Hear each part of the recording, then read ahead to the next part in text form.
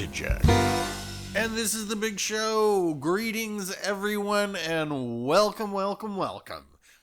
What a week it's been. We started with a 3-day hangover and all the construction in the studio to accommodate our growing audience, and this has been a pretty hectic production schedule, what with all the lambs on the sea offering themselves up sacrifice to the Kraken. So last night, I'm laying there in bed trying to figure out the last couple of guests before we hit our 200 extravaganza, and I knew it was time.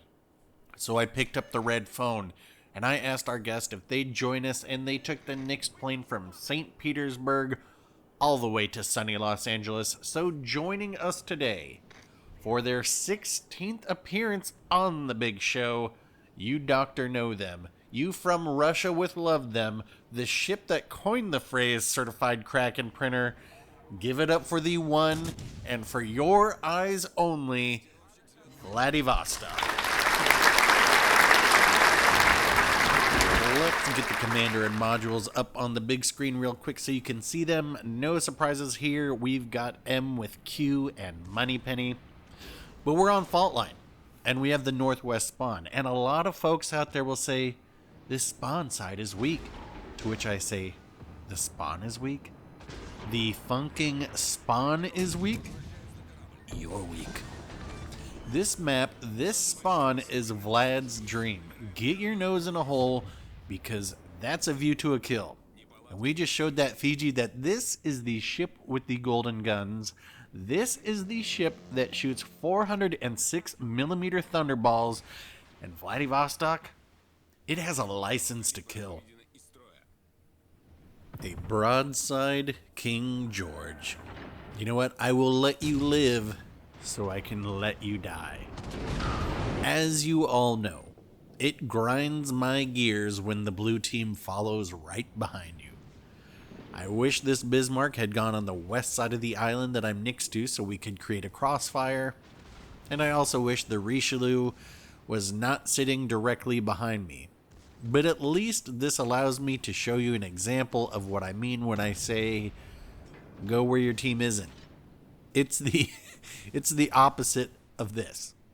So as such, you'll see me hit reverse and try and create some space between myself and the Bismarck.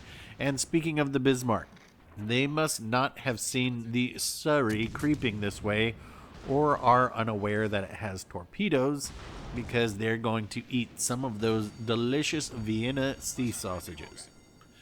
While I slowly get this turn in, you'll see that I'm trying to get the big island onto my side for a couple of different reasons. Primarily, I'm trying to set up a crossfire between myself and our friendly Richelieu for any ship that should pass through here. But now, they're going to move to where I wish they'd been at the beginning. And two, sooner or later, this red Richelieu is going to realize that the world is not enough, and their only quantum of solace will be ramming me. But my intentions will be to die another day.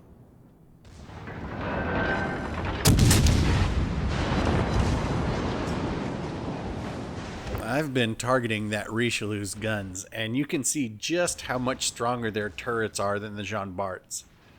Maybe I've just been unlucky, but I've played a few matches in this game before, and I can tell you I think I would have had both Jean Bart turrets looking like a fork in a blender by now. My secondaries, they got another fire on that Richelieu, and now their sky is falling.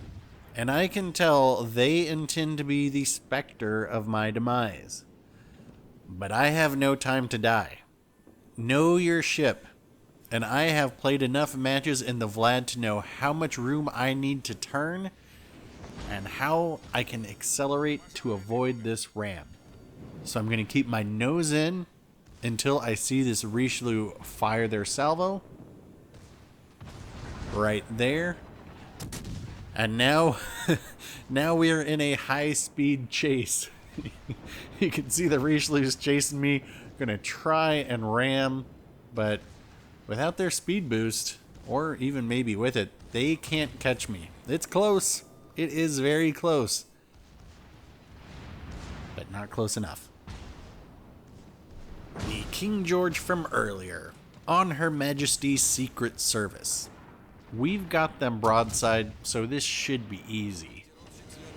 But in the Casino Royale of RNG, and the fact that I aim too far forward, they again survive showing me a complete broadside.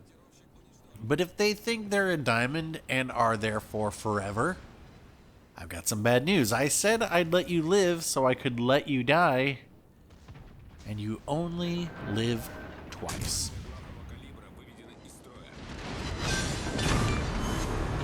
Вражеский линкор уничтожен.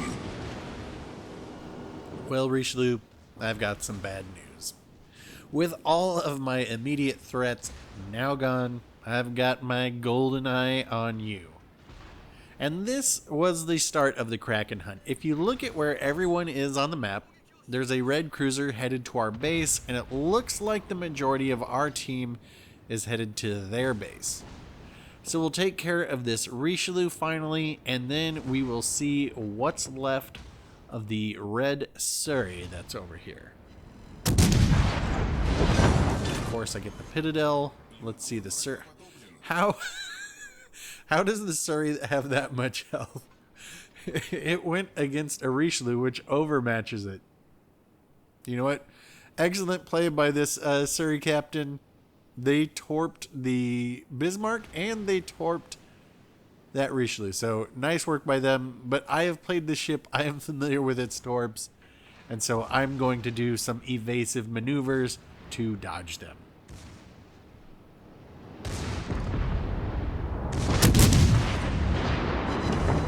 A pretty solid hit, but not the dev strike I was hoping for. I'm going to try and swing the rear turret around, but I get a little too much and I overshoot, so...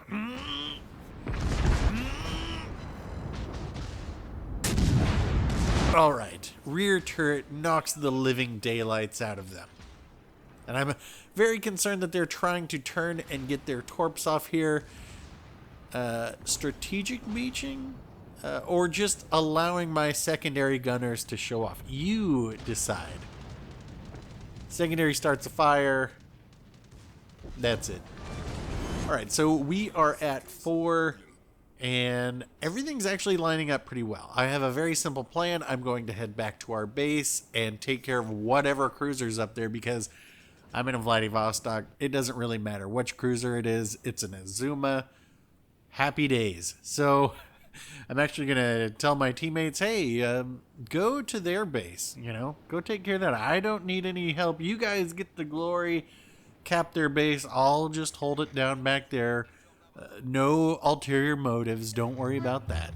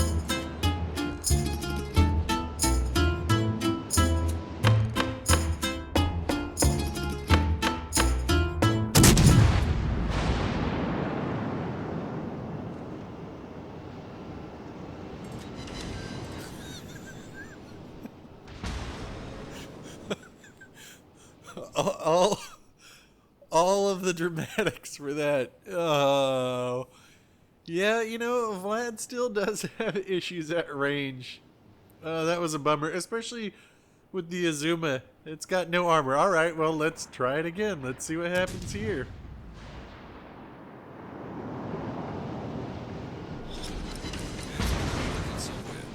That's just something the Vladivostok does sometimes. It's like heaven above me, the ship who loves me. But it is my most played ship for a reason. 800 games, 70-something% win rate, and at least 16 Krakens in it. I can't be entirely over the Moonraker with everything about it. It has to have something unreliable. And so with a solo ship on their base, and it being over halfway capped, I have 2 salvos to finish this Azuma. And I can tell they've got a ram in mind now. And this, I will say, this Azuma captain has done a very good job of angling their armor. Every time I'm ready to shoot, they angle it and bounce my shells, which is commendable. And some might suggest that them ramming me would make them an octopussy, but I disagree. I think that is just getting the most damage they can. They know it's a loss. I get a high cal. I can't complain. I also get Kraken 197 in the Vladivostok from them, so thank you. Alright, let's go to the scoreboard. 2,745 XP for an A- good game. And let's roll credits. An okay performance by the blue team, and I've seen worse on red, but a nice job by the red Azuma. That would have been 2,400-ish in a win. And that's going to wrap it up for this one. Questions, comments, code words, leave them below. If you thought Timothy Dalton was just fine as James Bond, hit like. If Brosnan is for your eyes only, hit dislike. For Lazenby fans, I'm not sure what to suggest, but I can suggest hitting the subscribe button to get your near daily intel briefings from HQ. Thanks for watching, everyone. I'll get back out there for another one, and we'll talk soon.